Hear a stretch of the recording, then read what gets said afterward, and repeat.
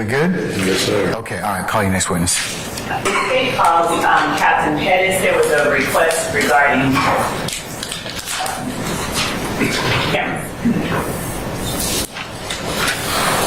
All right. Members of the media, would it be appropriate, or could I ask your assistance in not filming? You may do audio or video, audio of our next witness, but the court would ask that you not film him, okay? All right, thank you very much. Appreciate it. Okay, can we summon Captain Pettis or Officer Pettis?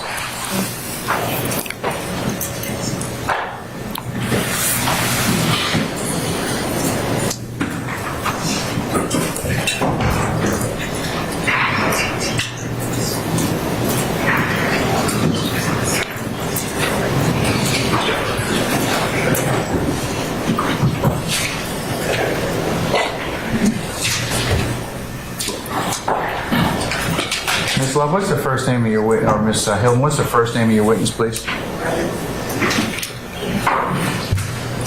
to the court here. Reginald? Yes. Thank you.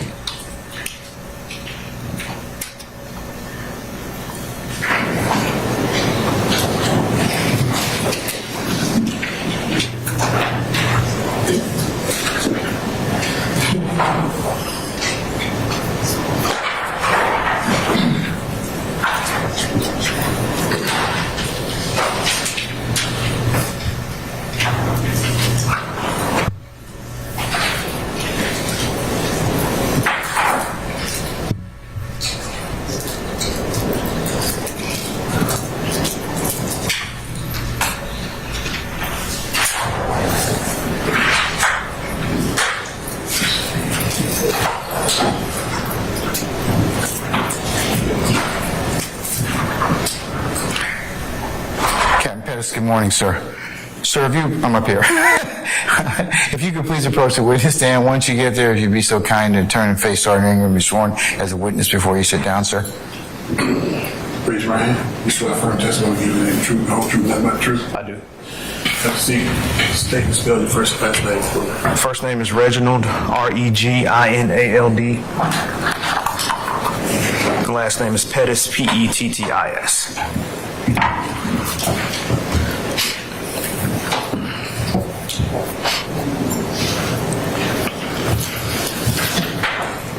Good morning, Captain Pettis. Good morning. How are you? I'm doing well, thank you.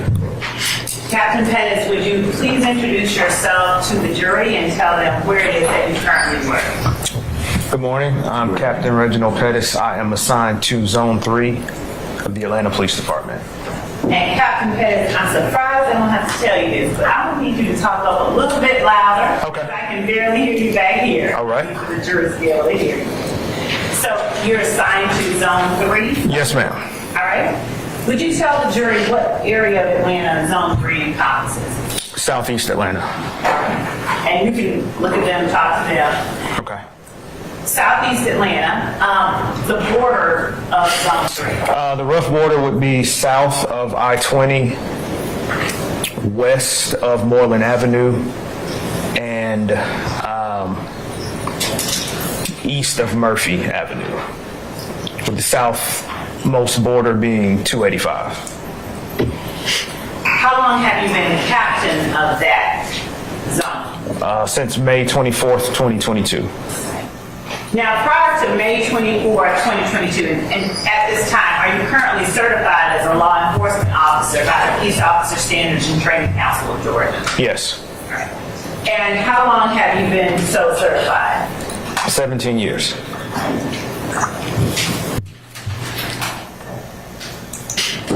So prior to working or being promoted, I suppose, to captain of Zone 3, what was your position there? I was the unit commander of our Homeland Security Unit. Now, would you tell the jury what responsibilities that you currently hold as captain of that zone? I'm the assistant zone commander, meaning that the major is the zone commander. I handle most of the day-to-day operations and the staffing of the zone. And what did you do as unit commander of the Homeland Security Unit? I oversaw a unit that consists of intelligence analysts, investigators, and technical investigators that have proficiency in all things computer related. And how many investigators how many persons were you responsible for overseeing?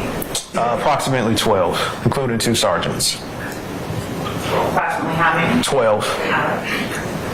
How long did you work as unit commander of Homeland Security? For about 2.5 years. Where were you positioned when you were unit commander?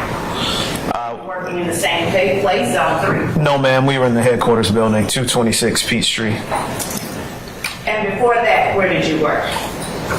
I was in the Auto Crimes Enforcement Unit, How long did you work there? about 6 months. And from what date to what date were you in the Auto Crimes Enforcement Unit? Approximately January of 2020 until May of 2020. Before that, what were your responsibilities?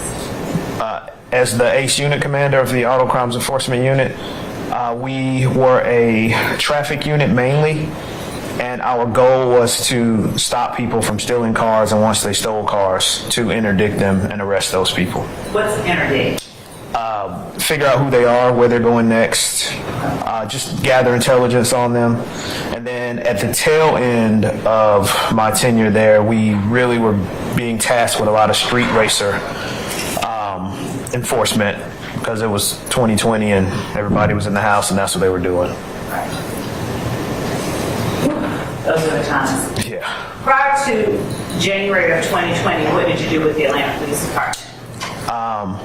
I got promoted to lieutenant in January of 2019. I was assigned to Zone 2 as the day watch commander. Then I got moved to the administrative unit commander in Zone 2, and then to the criminal investigations division of Zone 2. And what were your responsibilities with the criminal investigations division in Zone 2? Well, back then we had our investigators assigned to each zone, as opposed to now where they're all collected together at headquarters. So I supervised the investigations that took place in Zone 2.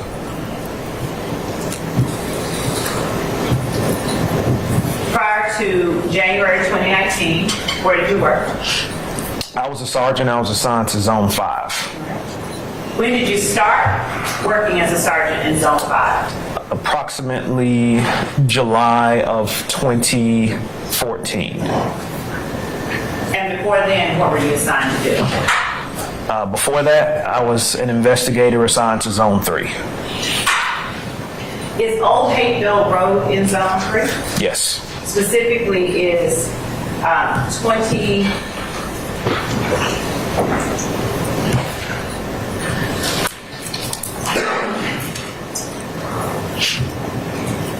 Six 12 Old Hateville Road in Zone 3. Yes. And is 2608 Metropolitan Parkway in Zone 3. Yes. Do you have any idea approximately how far apart those two addresses are? No, ma'am, not without looking at a map. Okay, we'll come back to that. So you were an investigator in Zone 3 in January of 2013? I believe so. Right. You said before you became a sergeant in Zone 5 in 2014 that you were an investigator in Zone 3. And before that, an officer in Zone 3. Okay. Tell me when you started working as an officer and when you started working as an investigator. I got to Zone 3 approximately July of 2010. I worked as an officer in Zone 3 until I got promoted to an investigator in Zone 3, which was the end of January of 2013. Tell the jury a little bit about the responsibilities and duties you had as an officer in Zone 3. As an officer, your main priorities are responding to 911 calls. Secondarily, you are to interdict crime, and you can do that in a variety of ways. Usually officers utilize the traffic stop and the suspicious person stop.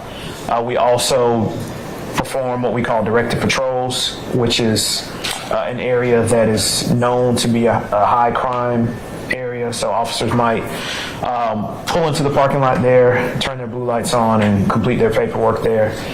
So we do response to 911 calls, proactive work, and deterrence efforts to prevent crime. Were you always working in uniform during your time in Zone 3 in 2013? No. And on what occasion would you have to not be in uniform? When I was assigned to the crime suppression unit, we would split the unit between uniformed officers and officers that were in plainclothes. The latter part of my tenure, I was assigned to the plainclothes part of that unit. We would perform various tasks in plainclothes. Some of them would be related to narcotics activity. Some of them would be related to general crimes, or what crime was trending that week and what area it was trending in. So a lot of time we would act as the eyes and then call in uniformed officers to make stops. Now, do you recall January 25th, 2013? Yes. Specifically as it relates to an incident that occurred at 2612 Old Hazel Road. What were you working on that day? I was. And in what capacity were you working? I was working in a plainclothes capacity, driving an unmarked civilian vehicle. Now, what was it that took your attention to 2612 Old Hazel Road? We received information from our dispatcher that OnStar was tracking a vehicle that was taken in a carjacking, and it was in the general vicinity of Zone 3. And one of the beat officers let us know that he located the vehicle, and it was parked at this apartment complex. And so, how long after you got that notification did you do anything like respond? My partner and I got to the apartment complex parking lot maybe 10, 15 minutes later. Okay. We located the vehicle, and we parked in a position that we could keep our eyes on it in case somebody came back to the vehicle. I'm going to show you what has already been admitted as evidence and marked as State's Exhibits 4A and 5A, and ask you if you recall whether or not those photographs depict the vehicle that you were calling in to look for. They do.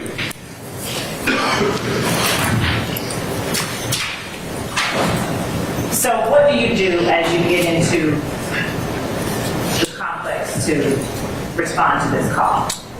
After parking to keep eyes on the vehicle to see who returned to it, it's pretty much a waiting game at that point.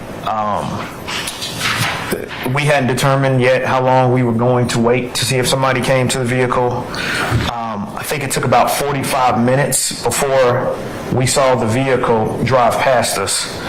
So we had initially not seen who entered the vehicle and drove it away, but the apartment complex is constructed in a way that the parking lot is like a big circle. So the vehicle came back past us and reversed into its parking spot that it previously occupied. Okay. How far away from you was the parking spot where the vehicle backed into? I don't recall, but we were close enough that we could make out a general description of the driver. What was the general description of the driver? Black male with black clothing and a do-rag. Okay. What kind of do-rag?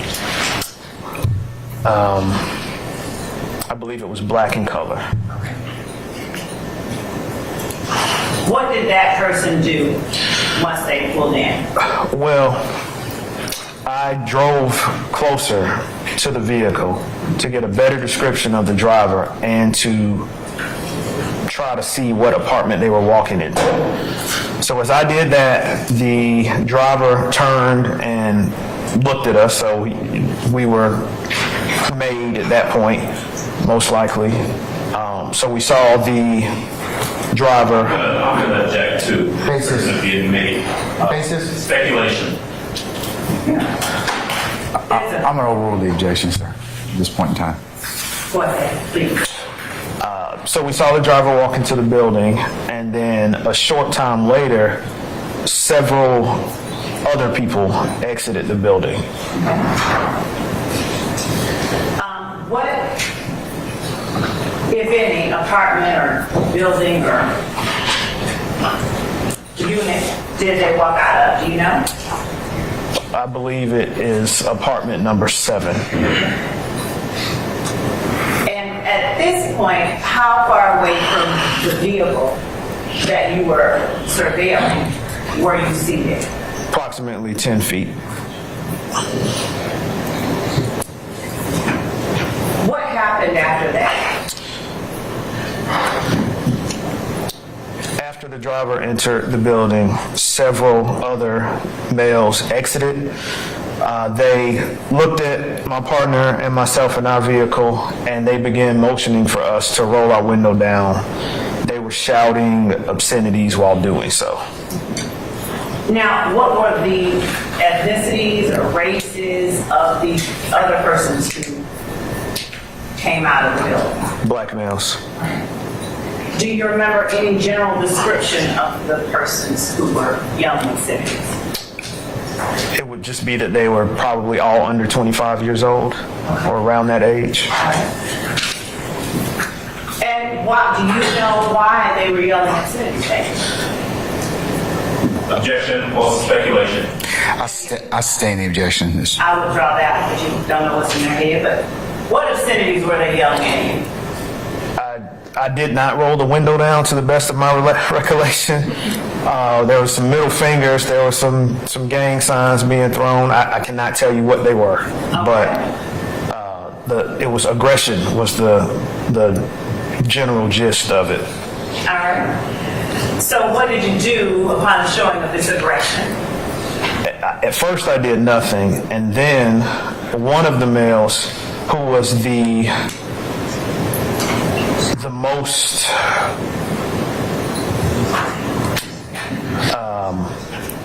I would say violent with his hand signals, his signs being thrown, and his motioning for me to roll down the window, lifted his waistband to show us that he had a pistol in his pants.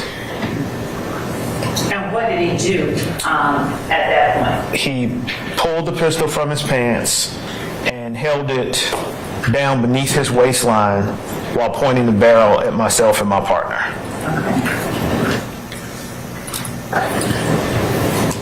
What did you do at that point? I drove away. I drove toward the front of the apartment complex, and then we communicated with our uniformed officers that we call a takedown team that we needed assistance. What happened at that point? We circled around the parking lot because we saw the suspect who pointed the gun at us run away from the parking lot. I believe that he ran the opposite direction from the street, so we're traveling one way toward the street and he's running the other way.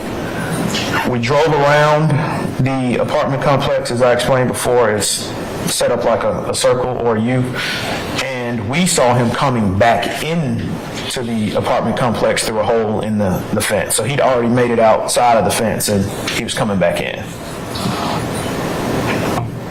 When you all saw him coming back in, what happened? There was another vehicle that was traveling around the U. He flagged that vehicle down and then jumped in through the front passenger seat. Then what happened? The vehicle drove back out of the complex. By that time, one of our marked units had made it into the area, and the suspect exited the vehicle. The vehicle just stopped in the middle of the roadway, and the suspect got out of the front passenger seat and began walking away from the vehicle. And at that time, the two uniformed officers who were in the takedown vehicle were able to take him into custody. Were there any items collected that had been discarded by that person? Yes, we called in the assistance of a K-9 officer.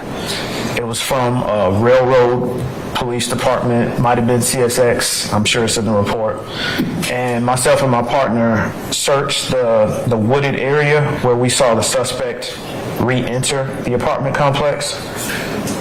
The K-9 was able to find a firearm that had been placed inside of a bucket. And was that firearm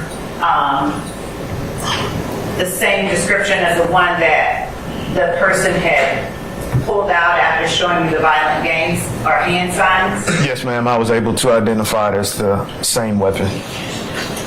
I'm going to show you what has been marked as State's Exhibit 2 Alpha and 3 Alpha. As defense does not need to take any look at it, I'll show it to you and ask you if you recognize 2A and 3A. I recognize them as being the gun that was on scene at the time. Okay. Are those fair and accurate reflections of the firearm that you collected? Yes. Your Honor, the state tenders 2A and 3A as evidence. Any objection to 2A or 3A? Mr. Adams or anybody else? On behalf of the board. Anybody else? No, Your Honor. All right. 2A and 3A are admitted and may be published as you see fit. Thank you, Your Honor.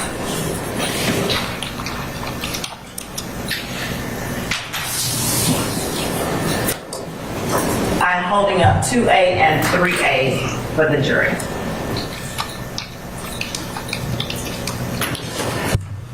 Captain Pettis,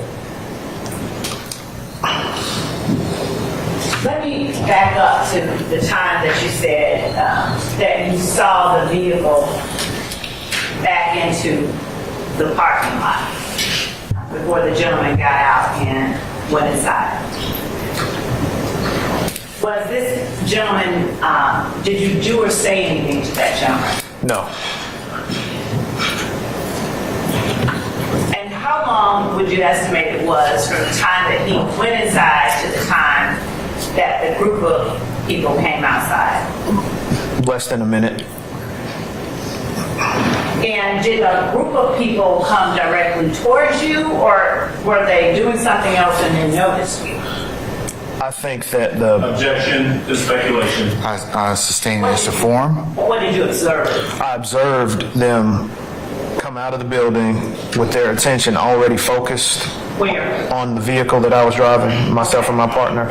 Okay. And then they immediately began throwing the gang signs and yelling at us. Had you done anything to that group of gentlemen before they came out, focusing on you and your partner, throwing the gang signs and yelling at you? No, ma'am. Now, when you talk about gang signs, how long have you worked overall in law enforcement? 17 years. And what, if any, training or experience have you had during that time that would give you the ability to recognize what a gang sign is? We certainly had a block of instruction in the academy.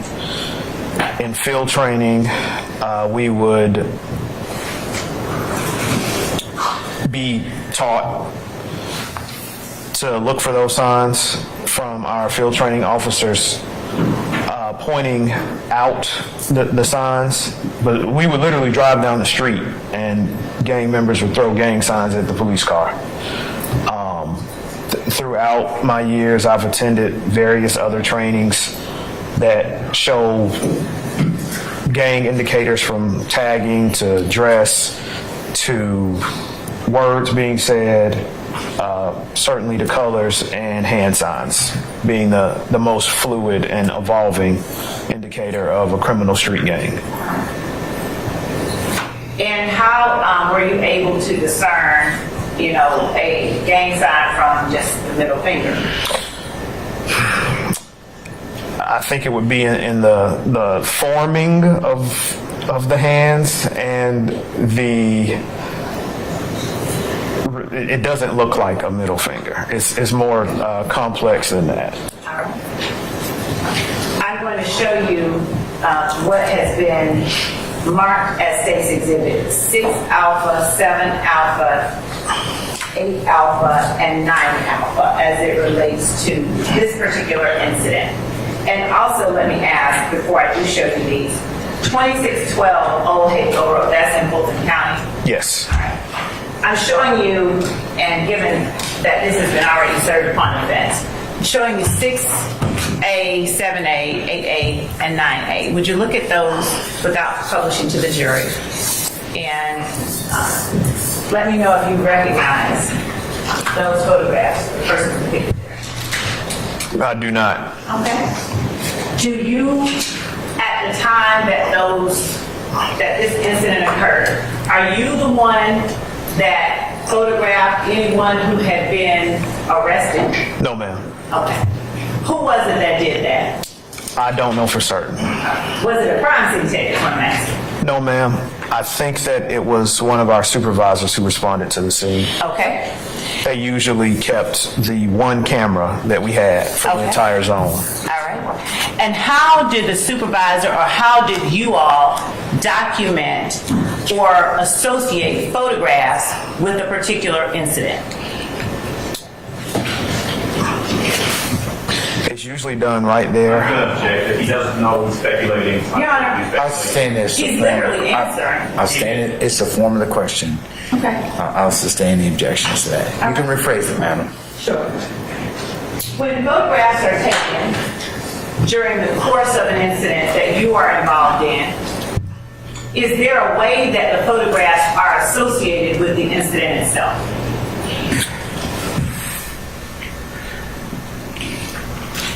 The answer is yes. I'm trying to figure out the best way to say it. So Okay. let me think about it for a second. Okay.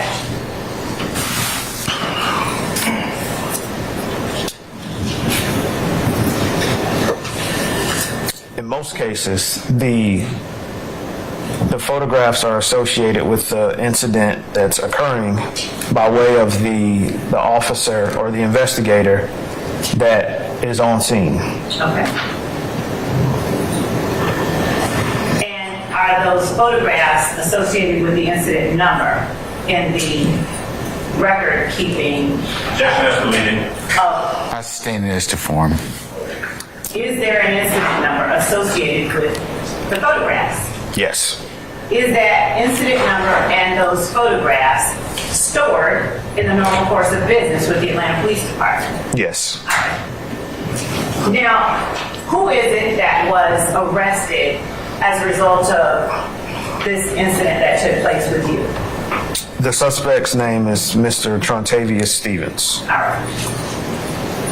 And were there any other persons who were arrested on that day? Objection, relevant. Yeah. I'll overrule the objection. I believe that there was one other person arrested, but it was for a warrant, not a crime that had occurred that day. And so the arrest that you made, or that was made that day, what was that arrest for as it relates to what you were looking at? Mr. Trontavious Stevens was charged with aggravated assault, and he also had an outstanding arrest warrant. I believe it was out of East Point for aggravated assault. Okay. Do you know what Mr. Trontavious Stevens' arrest warrant out of East Point for aggravated assault was that related to? No, ma'am. Was the other person who was arrested, what was that other person's name? Do you recall? No, ma'am. Was showing you a copy of your incident report, refresh your recollection? Yes. All right. I'm going to show you what we have labeled as State's Exhibit 50 Alpha. the narrative provided to defense and discovery. Would you just take a look at page 15 at the bottom? Just read it to yourself and do not read it out loud. Just look up when you've had a chance to read it.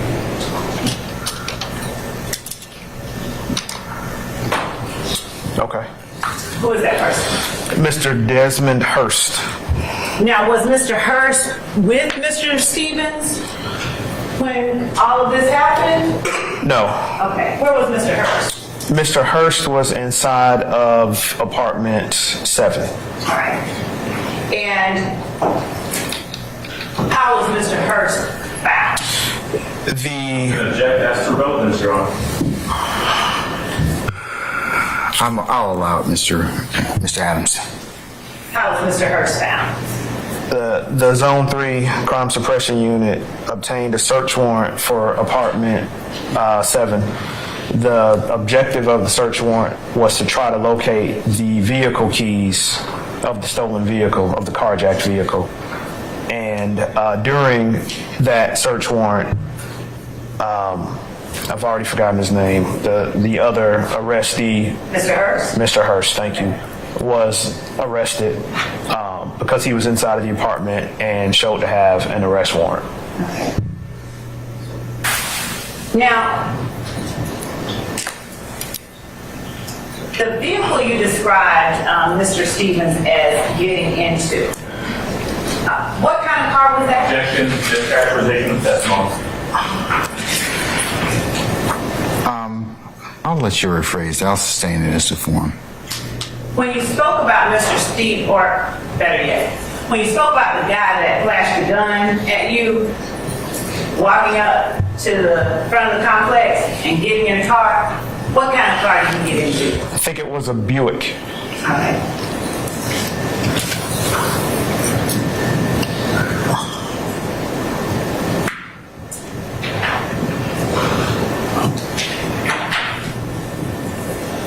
Was there a traffic stop made on the Buick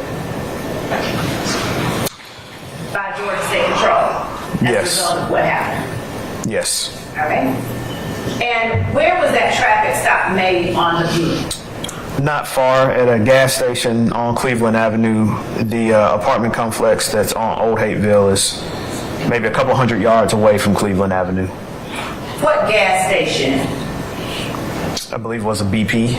What was the address of the BP?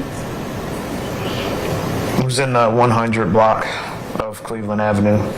If I show you your report, will it refresh your recollection as to the exact address of the BP? Yes. All right. Showing you again, State's Exhibit 58, asking you to look at the third paragraph from the bottom. And just don't read it out loud. Just read it and tell me if that refreshes your recollection. Yes. All right. Please tell the jury what the address of that BP gas station that the traffic stop was made by you again. The address was 151 Cleveland Avenue. 151 Cleveland Avenue? Yes. And who were the occupants of that vehicle? Do you recall? No, ma'am. All right. Would showing you the report refresh your memory? Yes. And showing you the narrative. Asking you to look at that same paragraph. Okay. Don't read it out loud. Just look at it and put it down and tell me if it refreshes your memory.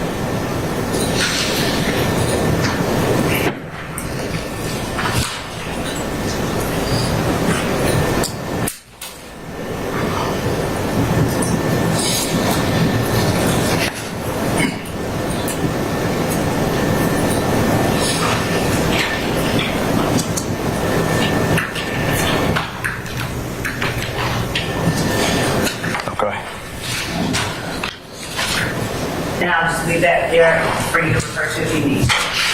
All right. So who were the occupants of that vehicle? Mr. Stovall and Miss Latrice. Were those Jarrell Stovall and Shawanda Objection to the Latrice? leading. I sustain the objection. Do you recall their first names? Yes.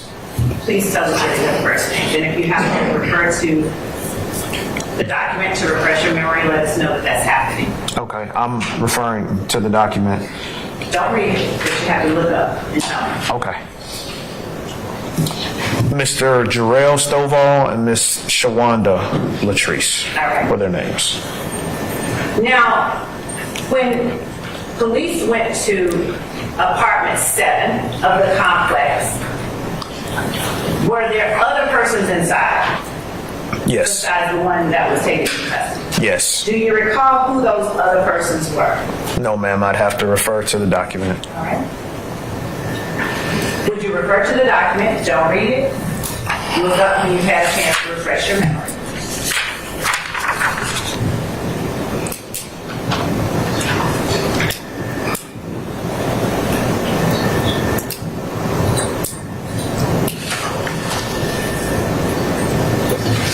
Okay.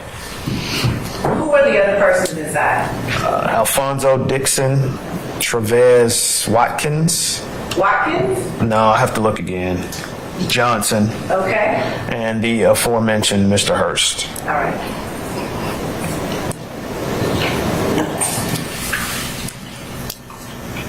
What were the races or ethnicities of these young men? Black males. All right.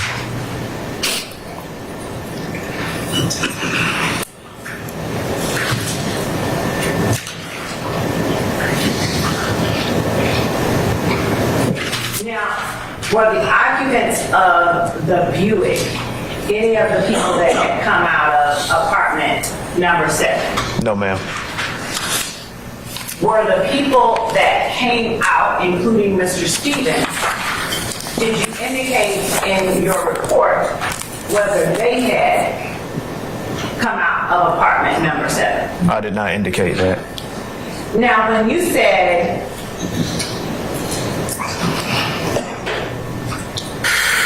that you looked at the occupants of the Buick and decided they had not come out of number 7, do you recall what you said in your report about the occupants of apartment number 7 as it relates to walking towards your vehicle?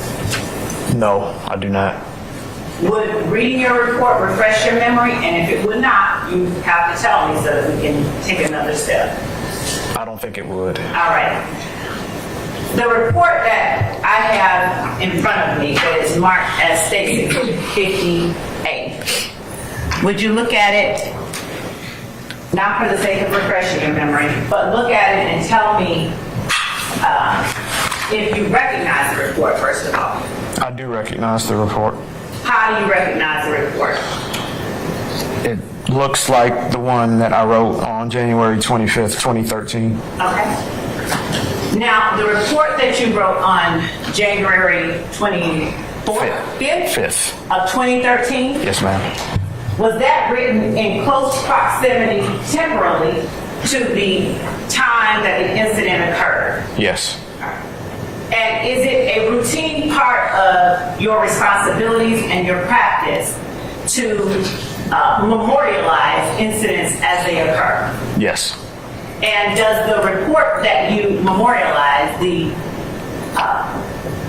incidents that you write a record of, do they accurately inside your report reflect the incidents that took place in close proximity temporally to the report? Yes. All right. And are these reports made during the normal course of business with the Atlanta Police Department? Yes. And was this report made based on the personal knowledge you had at the time that the incident occurred? Yes. Your Honor, under 24-803, past recollection recorded, the state tenders State's Exhibit 50A, Alpha. Any objection to States 50A? One moment, Mr. Adams. one moment, please.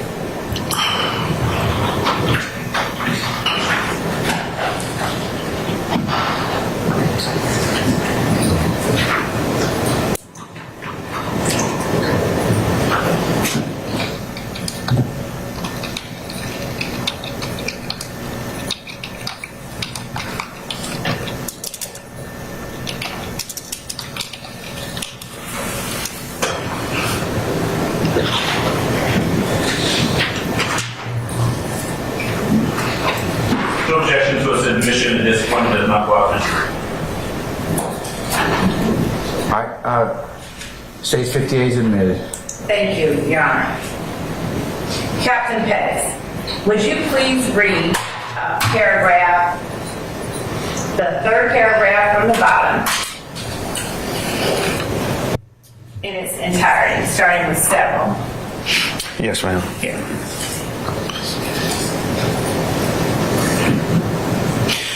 Several Georgia State Patrol officers performed a traffic stop on the Buick in the parking lot of the BP gas station located at 151 Cleveland Avenue and detained its occupants, Mr. Jarrell Stovall, 04-12-82, and Ms. Shawanda Latrice, 07-25-91.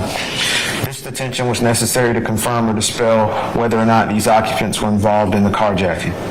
Officer J. Brown and Sergeant T. Henninger, 2397, knocked on the door of apartment number 7. After knocking several times, the door was eventually opened. There were 3 males inside, and they all were detained. Those males were Mr. Travis Johnson, 11-04-85, Mr. Desmond Hurst, 07-17-95, and Mr. Alfonso Dixon, 08-26-91. Officers M. Johns and K. Collins relocated with Mr. Stevens back to the apartment complex. Officer Ramirez and I then did a drive-by viewing of the occupants of the Buick and determined that they were none of the people that came out of apartment number 7 and walked toward our vehicle. Right here. When writing, they were none of the people that came out of apartment number 7 and walked towards your vehicle. Who were you referring to? The occupants of the Buick. No. You said they were none of the people. The occupants were. She's testifying at this point. She's stuck with his answer. Your Honor, there's no stuck with the answer. Hold on. I will sustain that objection. So, Ms. Love, that you do have to go through the proper foundation. Sure, Your Honor. You just can't tell the witness no. I'm not trying to tell them. Thank you. Yeah, well, you just started to, so that's why you drew an objection. All right. All right. So, Captain Pettis, let me make sure I understand. When reading that last sentence, when you said none of the people, they were none of the people, who were you referring to when you said they were none of the people? Can I refer to the report? Yes, please.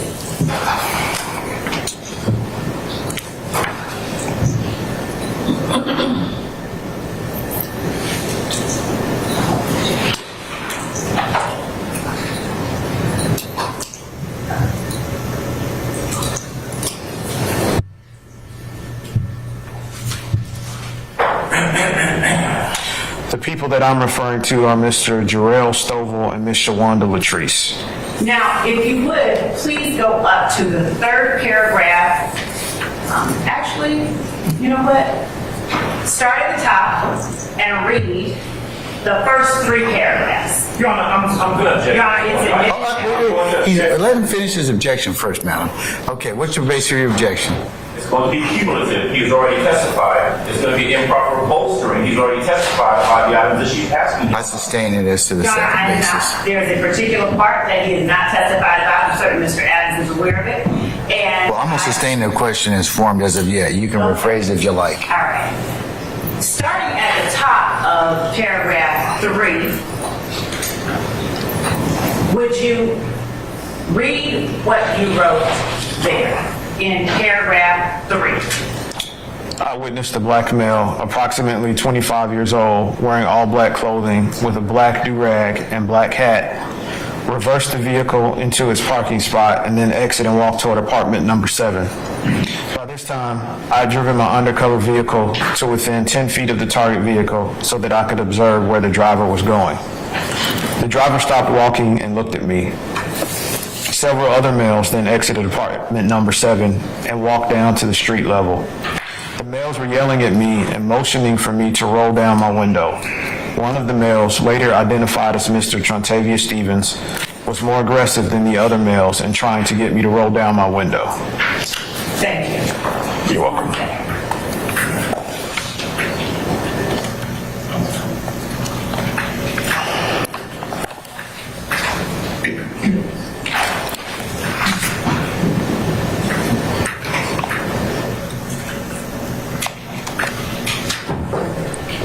Now, Do you recall the serial number of the firearm? No, ma'am. All right. Would you please read the next to the last paragraph of the narrative of your report? Officer Ramirez and I then met Norfolk Southern Railroad Police Officer J.S. Shirley and his K9 Smoke near the hole in the fence that Mr. Stevens used. Smoke tracked toward a plastic bucket approximately 30 feet inside the wood line, which contained the pistol that Mr. Stevens pointed at me. The pistol is a black Beretta .380 caliber semi-automatic pistol. The serial number D as in David 79, S as in Sam 62, Y as in Yankee. The pistol was turned over on scene to Atlanta Crime Scene Tech number 7345 to be processed. Your Honor, at this time, the state having made state's exhibit number 10A as in Alpha, I'm going to have investigator Chief Long show it to Sergeant.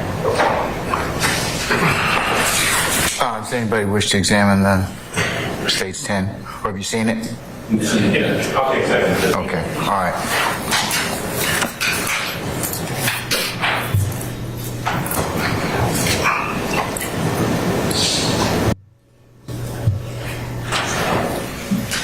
Thank you, Judge. Oh. Okay. All right. Has the weapon been rendered safe? It has? It has. Sergeant Ingram? Okay, all right. Would you take a look at 10A and tell us if that is the firearm that Mr. Stevens had? Look at it, pick it up, and look at the serial number, please.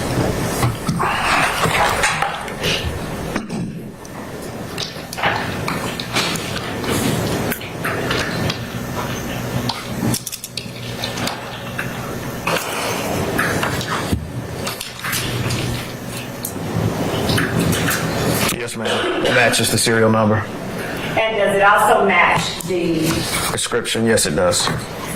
and so is 10A the black Beretta .380 caliber semi-automatic pistol you described in your report? It is. State tenders 10A as evidence. Any objection to state's 10? I have to believe. Anybody else? No, Your Honor.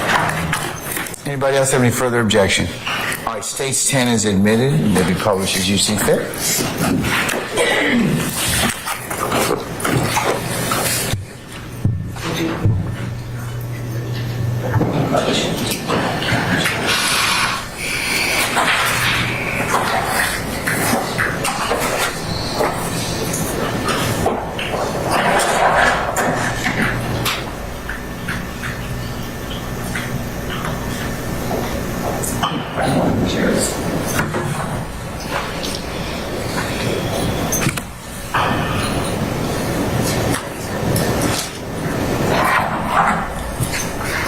Captain Pettis, what was the age of Trontavia Stevens at the time that this incident took place? And if you don't remember, I'm going to ask you to read it from the report that has already been admitted as evidence. Okay.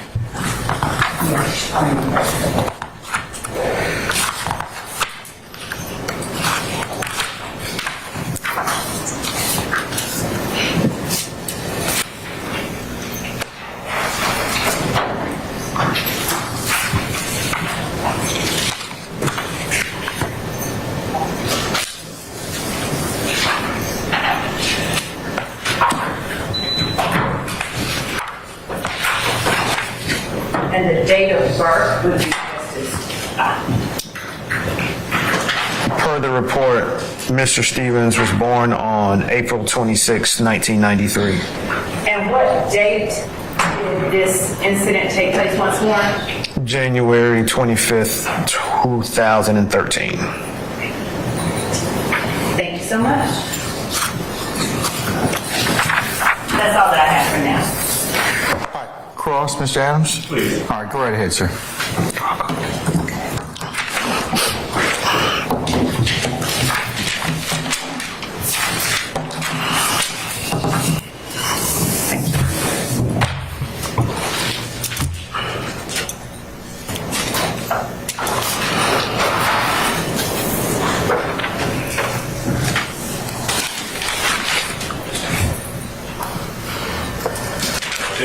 Oh, yes, sir. Go ahead right ahead. I'm sorry. Thank you. Captain Tess, good afternoon, sir. How are you? Good afternoon. I'm doing well. Thank you. All right. You and I have had a chance to chat before. Sure. Yes. All right. So I represent Floyd, the city of Lynn Black Turtleneck, along with Mrs. Stevens.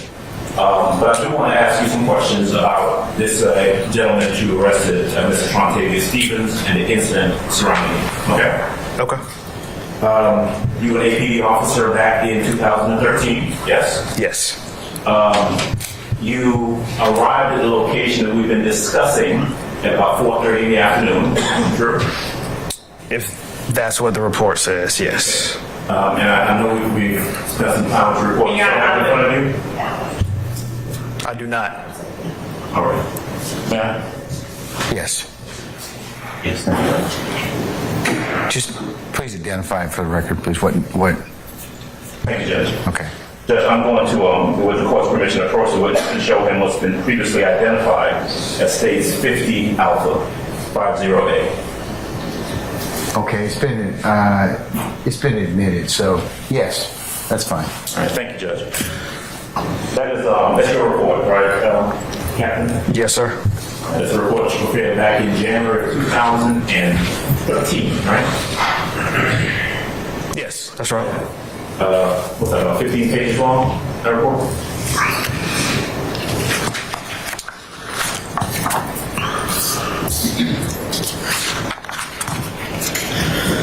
The report itself is actually only 2 pages. What's attached here is the warrant application, another copy of the report, and the actual warrants, along with the copies of the arrest tickets. All right, the report itself that you wrote, about 2 pages, right? Yes, sir. But it fairly and accurately captures what happened on that day and your involvement in everything that happened. Is that true? Yes. Okay. Just to be clear, you were not involved and you don't know anything personally about how this vehicle that you saw came to be taken, right? Correct. I mean, you were aware at some point that this is something that happened over Newton, right? I would have to look at the report to tell you what jurisdiction it was stolen from. Because you don't know personally. Correct. And then you don't know where the car was, who was in possession of it, or how it came to end up in this apartment complex where you saw it, right? Yes. You don't know who, Trontavious Stevens, anybody else, was ever in possession of that vehicle prior to the day that you showed up in that apartment complex. Is that true? Yes. Okay. Now, I want to jump ahead a little bit and then come back, because what I want to make sure I'm clear on is that what you actually ended up arresting Trontavious Stevens for was aggravated assault, right? That was one of the charges. The other one was pointing or aiming a pistol at another, and the last was the warrant that he had. Okay. Essentially, what you, the officer who was involved, it was the crux of this case, what you charged it. Objection, Your Honor, as to the testimony about the case that Mr. What's your objection, madam? Is it form? Is it what is it? testifying. I'll sustain as to form. Just rephrase, Mr. Adams. Okay. All right. You were the officer who took out the charge, right? Yes. You are the person that's listed as the victim in this case, right? Yes. And the criminal offense that you charged Mr. Trontavious Stevens with was aggravated assault, right? Yes. You didn't charge him with auto theft, right? Correct. Didn't charge him with carjacking, right? Correct. Because you had no evidence that he did any criminal act other than what you said was an aggravated assault, right? Correct. Okay. In fact, what happened here, and I'm going to jump back now, is that you get to the apartment complex because you advised over radio that a stolen vehicle is located in this area, right? Yes. Okay. You get there, you are in plain clothes. Yes. You don't have a uniform on, you're dressed regularly. Correct. Your partner, Officer Ramirez, also in plain clothes. Correct. Dressed regularly, no uniform, nothing like that. Right. You're in an unmarked car, right? Yes. No police markings on the car, nothing that identifies it as a police car, right? Correct. Anyone looking at the vehicle would see a regular car with 2 regular looking folks inside the car, right? Yes. Okay. You pull up, and the car that we're talking about is parked there in location, and you guys sit on it. Correct. About 45 minutes. Yes. At some point, you'll know what happened to it because you saw it coming back your way. Right. Which suggests obviously that it left without you knowing that it left, right? Right. Okay. Comes back and it backs into a parking spot. Yes. Okay. A person gets out of that car, and that person starts to walk towards apartment number 7 that you referenced, right? Yes. Now, that person, from your observation, you're inside the car, and your windows are rolled up, right? Yeah. Yes. And you move towards where the car had backed in. True? Yes. Right. You're now 10 feet away from this car, maybe from here to about there, right? Yes. Yes. 10 feet. Windows still rolled up, plainclothes inside the car, and some people come out from apartment number 7. Yes. All right. Now, Trontavia Stevens, the person that we're talking about, who ends up, the person with the gun, the guy you arrested, he is not the same person who had gotten out of that car. Correct. In fact, at no point in this day did you see him interact with that car at all. Correct. Right. What you saw was him and other people coming towards your unmarked police car with the windows rolled up, with regular dressed individuals inside, and you saw them motioning to roll down the window, right? Right. And you said they appeared to be aggressive. Yes. In fact, one of the words you used is that, I think you said, Trontavia Stevens appeared to be the most violent in his actions, right? Yes. Now, when you testified a little while ago for the state, and they asked you a couple questions about this, you said they were flashing gang signs, right? Correct. Right. Now, you didn't say that in your report, though, did you? No.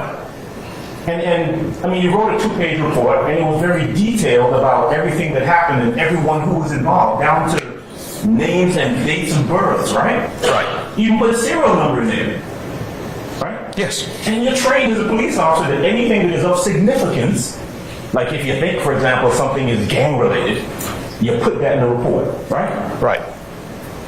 But that report, the same one that she had you read, right, because you couldn't remember some stuff, in that third paragraph where it talks about what you saw those people doing, you ain't say nothing about, I saw gang signs, right? Correct.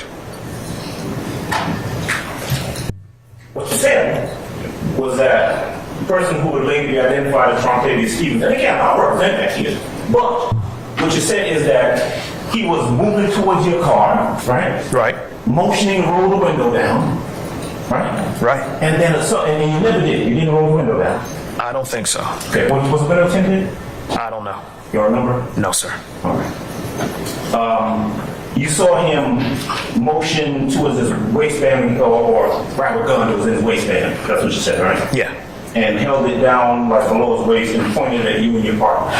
Correct. Kind of like this, all right? Yes. That is the element of the aggravated assault that you saw and that you ultimately charged him with. Yes. You drove off at that point. Yes. Right? Wasn't any shooting or anything like that. You drove off and you called for either backup or what do you call it, a takedown team? Yes. Okay. All right. So that was the crime, the ag assault, right? Correct. Police show up, takedown team, for one other car, a bunch of cars. I don't remember the exact amount. Would it be fair to say that within a relatively short period of time, there were cops crawling all over that location? I don't think that would be a fair assessment. No, sir. APD showed up, right? Other APD officers showed up, right? Yes. At some point, Georgia State Patrol was involved in this incident, correct? Yes. At some point, Norfolk Railroad Police were involved in this incident, correct? Yes. Okay. A couple different jurisdictions of police officers. Yes. Police went to apartment number 7, right, and ended up getting those people out of the apartment, right? Yes. Police followed the Buick that Mr. Stevens was in for some period of time down to the gas station and ended up getting those people out of the Buick, right? Yes.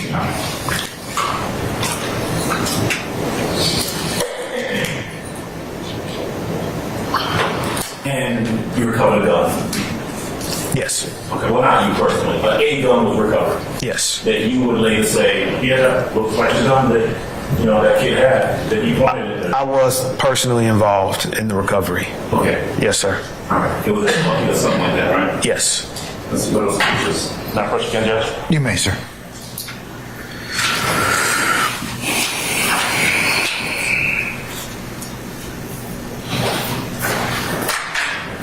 No, states 58, no, what's that? 2A. No, this is not prosecutor 2A? Yes, sir. And 3, is it just 2A? Is it 2A and 3A, sir? Yeah, Yes, sir. We don't allow one. Yeah, it's 2A and 3A. All right, thank you. Okay. This gun, right? Yes. Found in this bucket. Yes. Okay.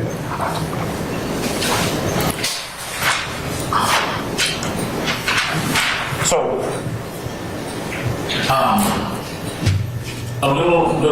a question or two about descriptions. The person who was in the car, who got out of the car that you referenced, was wearing black. Yes. Black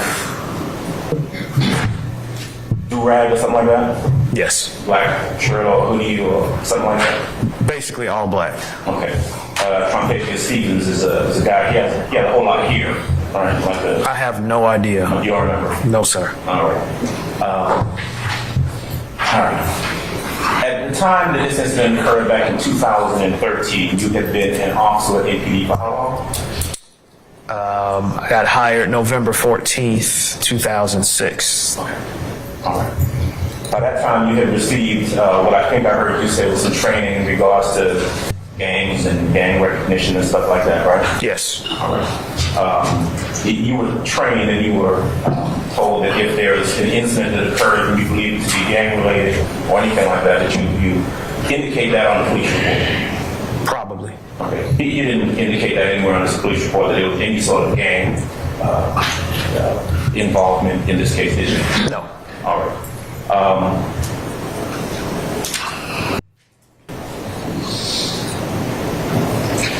If you thought that there was some sort of gang offense committed. Objection calls for speculation. Let's stand this if you want. You can rephrase, sir. Okay. You didn't charge him with any gang offense. No, sir. You didn't charge anybody with any gang offense on that day, right? Correct. All right. All right.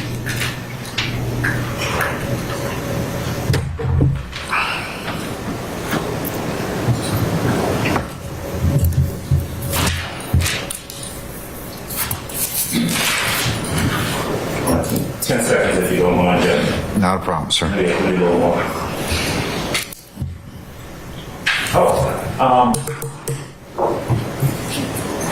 I think I heard you say earlier, or did I hear you say earlier, that one of the things that they were looking for in apartment 7 were keys to the stolen vehicle. Yes, sir. You weren't any keys found, right? No. Nowhere, anywhere on the premises, on location, outside, in the car, in the blue car, nowhere, no keys found. Correct. Okay. That's all I got. Thank you. Any further examination? Yes, sir. Yeah, go ahead, Mr. Matthews. Captain Fetz, good afternoon, sir. Good afternoon. And just so that I'm clear, no time after you completed your report did you offer a supplemental report indicating that you observed gang signs? Correct. No further questions. Thank you. Ms. D. Williams, anything? All right. Mr. Shard, anything? Thank you, Your Honor. Ms. Westmoreland, anything? No, Your Honor. Mr. Weinstein, anything? No, Your Honor. All right, any further redirect, madam? Yes, Your Honor, just briefly. Captain Pettis? Yes. I'm not going to be here much longer, but you were asked on cross-examination specifically whether or not you made any arrests of Mr. Stevens or took out any warrants on Mr. Stevens for the hijacking of the motor vehicle that you were investigating. Do you remember being asked by that? I do. By Mr. Adams, that question? Yes, ma'am. So, beyond receiving a report of a located stolen vehicle, did you have any facts about what had happened in Newman No, ma'am. as it related to that vehicle? And so you were also asked, or you stated in your report, when you stated in your report about the person driving the stolen vehicle and where they went, notwithstanding where they went, you didn't find, according to your answer with Mr. Adams, you didn't find the keys inside the apartment where they went. No, ma'am. And the people who exited the apartment, Mr. Stevens was one of those people? Yes. The same one that threw the gun? Objection to the leading. Sustained. Was that the same person that threw the gun? Yes.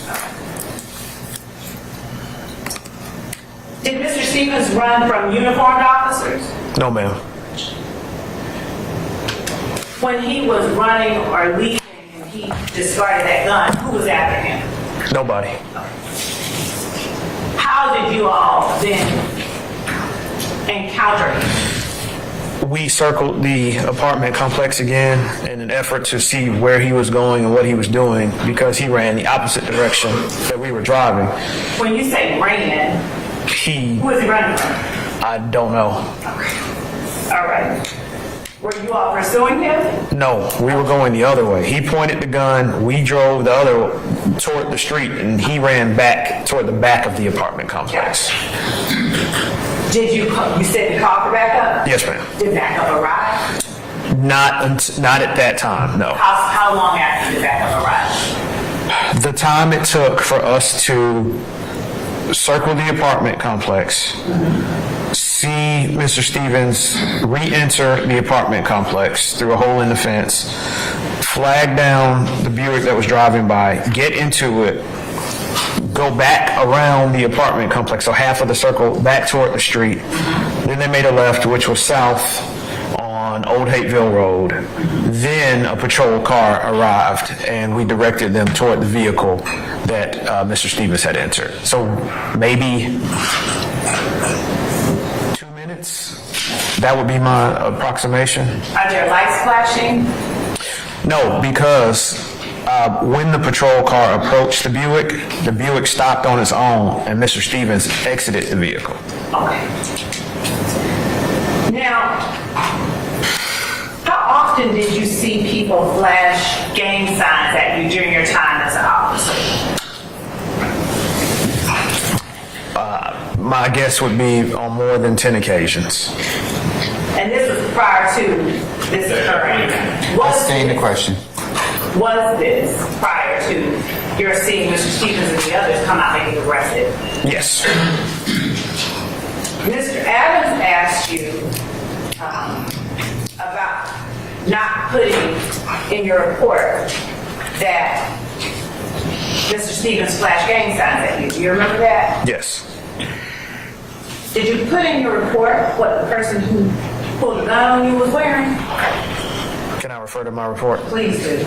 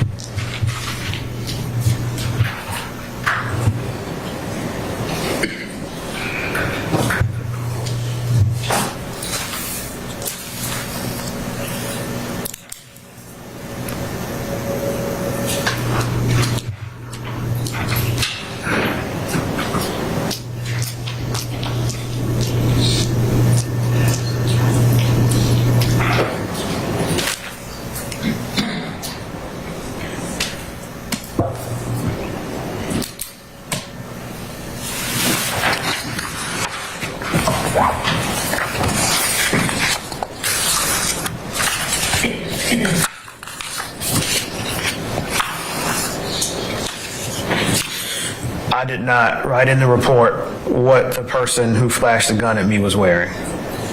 Oh, okay. Mr. Adams asked you about the person, the hairstyle of the person who flashed the gun at you. Did you put in your report the hairstyle of the person that you actually charged with aggravated assault was wearing? No. Did you put it in your report? I don't need to. I did not describe his hairstyle. Wait a minute. Is it any less true that he had a hairstyle? I mean, it's something. I stay in the question. Did he have a hairstyle? To my recollection, he did. Was he wearing clothing? He was. Was the fact that you didn't put it in your report indicative of the idea that it didn't exist?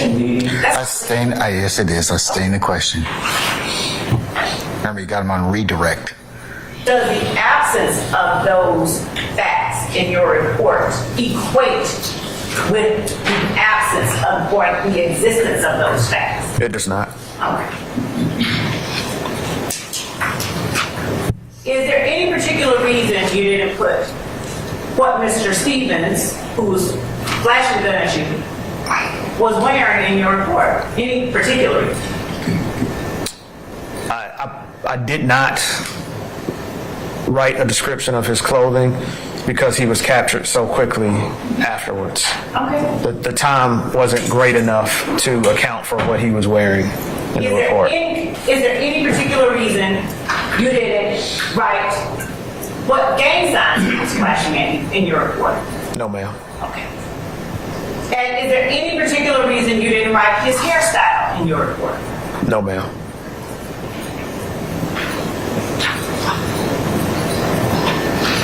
How are you able to remember today that the gentleman that exited that apartment came out flashing gang signs at you, and in particular that Mr. Stevens was the most aggressive one flashing the gang signs? How are you able to remember that? It's been 10 years. I have a general recollection of the incident because this was the last investigation that I conducted as an officer before I got promoted to investigator. So it's more important, I guess, than others. As far as the question that you asked about the gang signs, I've been, since I was subpoenaed here and had to recollect this incident and read my report, I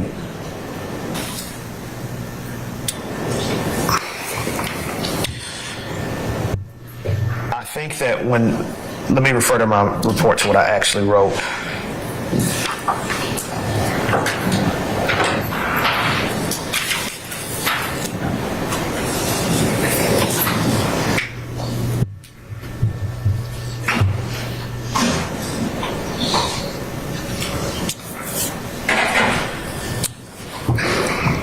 My answer is that when I wrote that Mr. Stevens was more aggressive than the other males, I was mentally incorporating the throwing of gang signs as a universal sign of aggression, but I didn't write it out.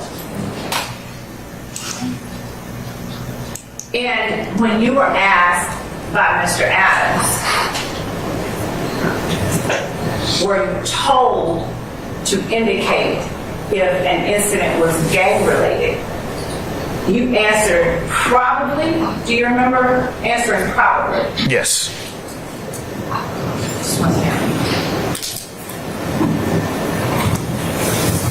Can you state with certainty that at that time you had been instructed to make those kind of indications on your report? I cannot. Okay. And did you, as a matter of course, list out every single detail of every incident that you responded to as an officer? No. Were you assigned to the gang unit at that time? No.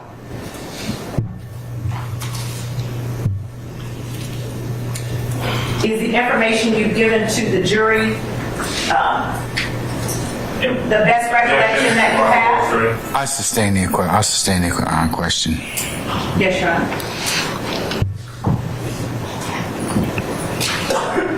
Anything further, madam? Do you have any particular relationship with anyone at State's table that would cause you to say anything that was not true? No, ma'am. That's all I have. Anything further, Mr. Adams? Just a little bit. All right. You're a police officer, right? Yes, sir. You're a captain. Yes.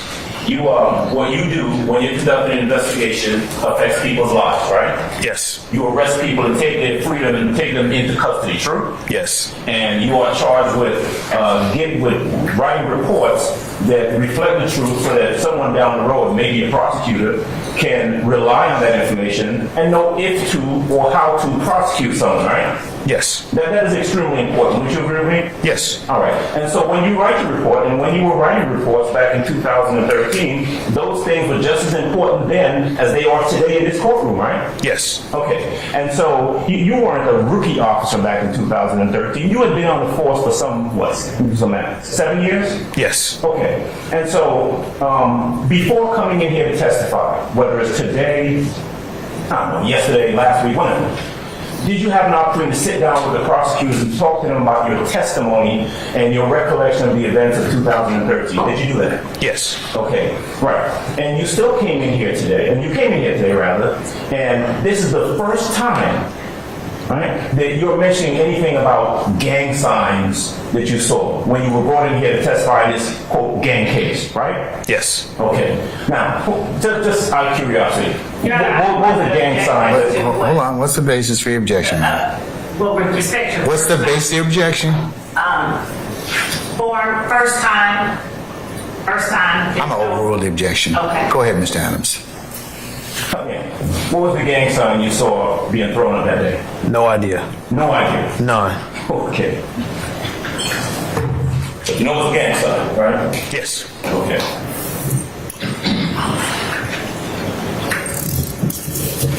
You said something a while ago I wanted to touch on real quick. You said that you will, quote, your words now, mentally incorporating the gang sign in describing the person as being the most aggressive. Is that what you said? I did. Mentally incorporating it. But you don't know what gang sign we're talking about. No, sir. All right. That's all I have. All right. May we excuse... Oh, I'm sorry. Go ahead, Mr. Matthews. So, Captain Pettis, I just want to make it clear. You described these events about this individual, Mr. Stevens, pointing a weapon at you, right? And just prior to that, you said that he had flashed these gang signs, right? Yes. And you agree that if a person is flashing their gang signs at you and then they point a weapon at you, that's criminal gang activity, right? I don't agree with that. Okay. No. Anything? Charged with any criminal street gang activity, correct? Correct. Thank you. Anything further on behalf of any counsel for the defendants? All right. Madam, anything else? Just briefly, when you spoke with Mr. Adams and he asked you, is this the first time that you mentioned gang activity? What did you mean him to, or what did you understand him to be when he says first time? I took that to mean as in regards to Mr. Stevens' actions that day. Okay. And as they relate to speaking in court or anywhere else, is there any other time you've had an opportunity to talk about what Mr. Stevens did? Yes. When? A couple times this week. Today. In a formal setting? No, ma'am. Okay. Well, actually, let me.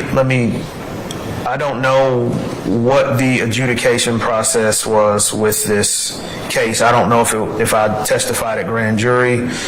So I can't say with certitude that I've never spoken formally about this because I don't remember. And when you were asked what was the gang sign by Mr. Adams signs, and you said no idea. Yes, I said that. If you're saying no idea to what was the gang sign, how are you able to testify to the jury that it was in fact a gang sign? By the forming of the hands, by the overall gesticulation. I think that you don't need to be a police officer, be educated in what sign means what gang, and any of the gang rule handbook or any of those things to understand what a gang sign looks like when it's being postured towards you, especially considering the totality of the circumstances that I was in the moment. So I don't.